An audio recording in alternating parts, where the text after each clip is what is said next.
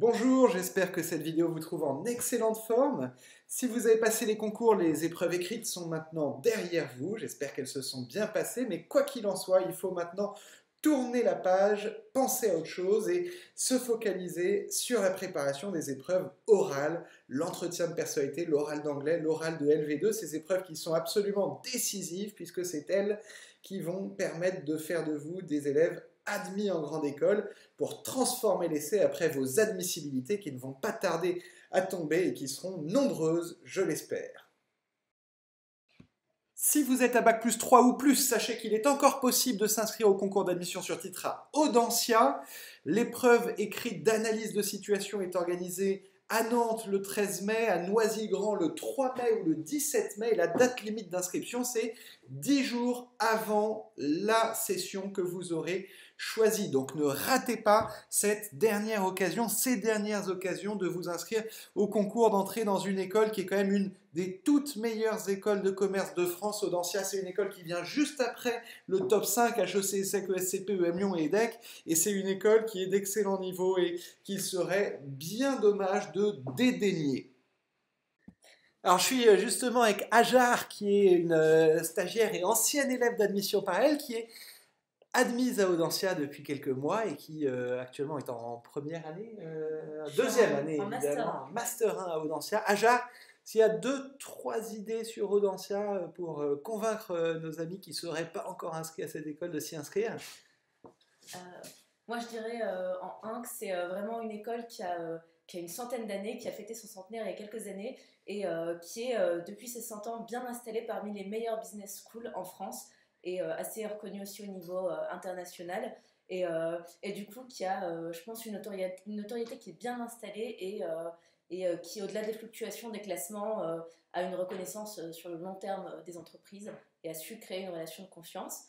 Moi personnellement ce qui m'a le plus attiré à Audencia, c'est que c'est une école qui est très centrée sur l'humain et la responsabilité. Donc à la fois on a le côté économie sociale et solidaire, mais le côté aussi RSE et du coup on se sent aussi, ça donne du sens à notre action finalement.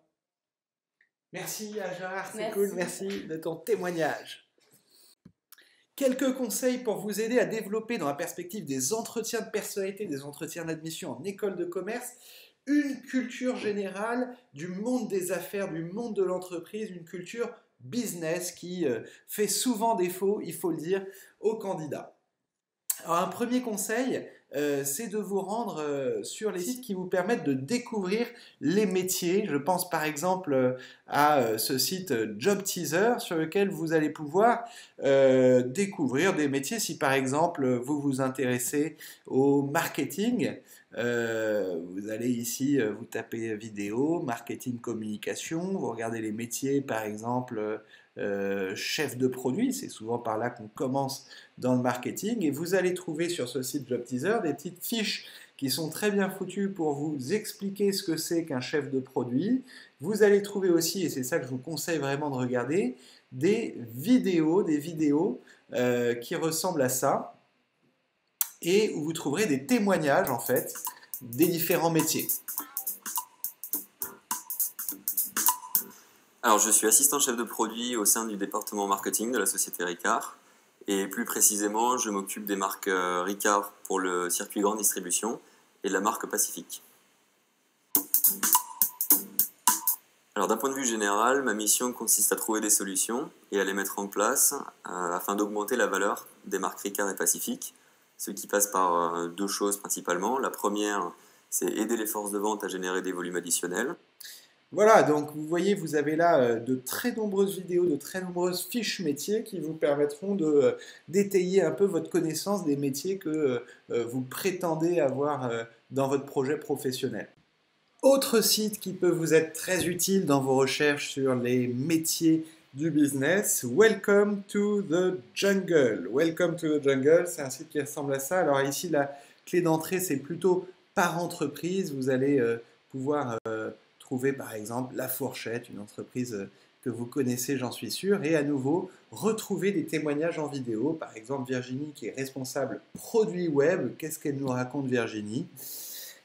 Je m'appelle Virginie Kerouel et je suis responsable produit web B2C chez La Fourchette depuis bientôt 4 ans. Alors en quoi consiste mon job ? C'est rendre l'interface plus fluide pour nos internautes.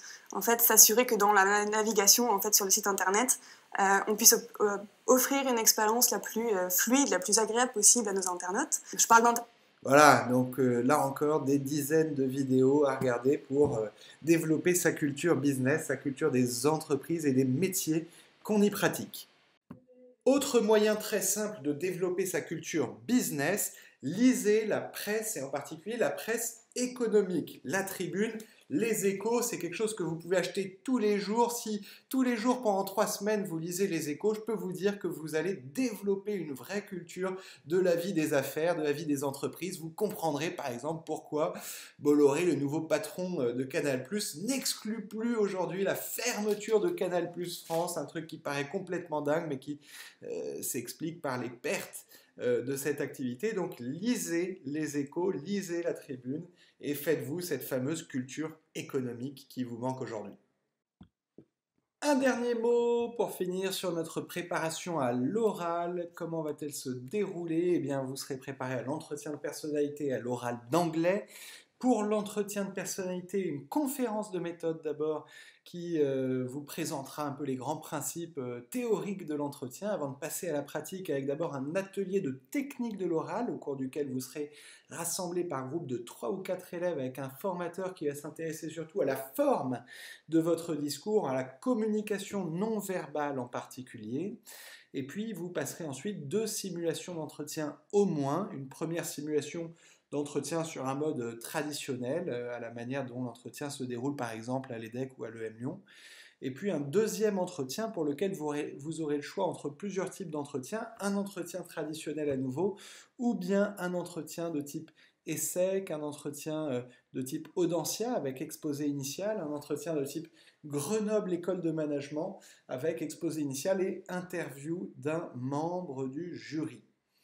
Pour l'oral d'anglais, une conférence de méthode et 2 simulations d'entretien. Une première simulation traditionnelle avec un texte à préparer, un texte écrit en anglais, et une deuxième simulation avec plusieurs types d'oral au choix, un oral sur texte audio, préparation d'un texte enregistré et qu'on écoute pendant sa préparation, comme c'est le cas au concours Passerelle 1 et 2 et au concours Tremplin 1, préparation aussi d'un texte écrit en français à commenter en anglais, c'est l'oral de type schéma, ou encore un oral de type Tremplin 2, oral sans préparation, avec présentation pendant 10 minutes, suivi d'une discussion libre avec l'examinateur. Ou bien à nouveau un entretien traditionnel de type EM Lyon avec préparation d'un texte écrit en anglais. On va dire pour l'oral d'anglais, vous aurez le choix pour chacune de vos 2 simulations entre tous ces types d'oraux. Voilà comment ça va se passer. Ne tardez pas à vous inscrire sur votre espace élève si ce n'est pas encore fait. Voilà, j'espère que ces quelques conseils vous seront utiles. Surtout, ne lâchez rien dans cette période très importante. Ne croyez pas que la préparation des concours s'arrête avec la fin des épreuves écrites. Il reste un gros morceau, la préparation des épreuves orales et de l'entretien de personnalité en particulier, qui est une épreuve décisive. Donc je compte sur vous pour faire le max pendant cette période, pour vous interroger, pour lire, pour vous cultiver, pour vous ouvrir, pour réfléchir à votre projet professionnel et à vos motivations profondes pour intégrer une grande école.